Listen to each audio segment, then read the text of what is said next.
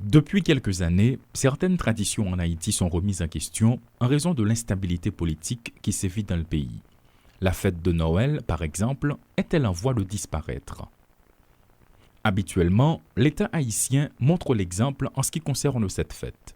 Début décembre, voire dès la fin novembre, des décorations, des sapins de Noël, des guirlandes apparaissent un peu partout dans les institutions étatiques.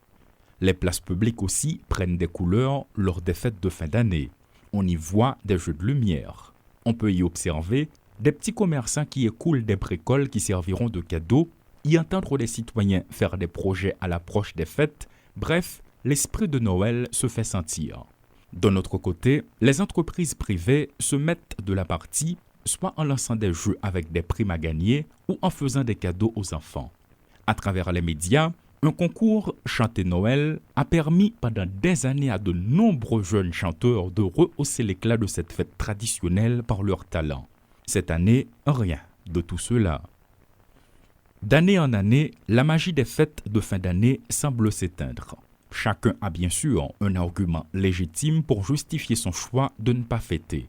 Au niveau des marchés publics, des petits commerçants déplorent la cherté de la vie.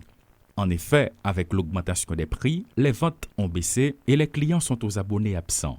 Du côté des salariés, les ressources sont trop maigres par rapport aux nombreuses obligations auxquelles ils doivent faire face.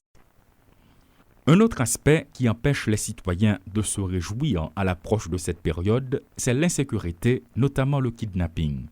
Certains ont participé au paiement d'une rançon, d'autres ont été forcés de s'éloigner de leur quartier en raison des violences qui continuent de faire des victimes.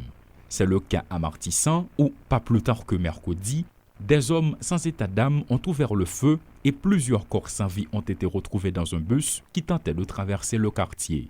Finalement, il y a ceux qui ont trouvé une solution pour souhaiter joyeux Noël sans risque d'être kidnappés ou victimes d'une balle perdue, c'est WhatsApp.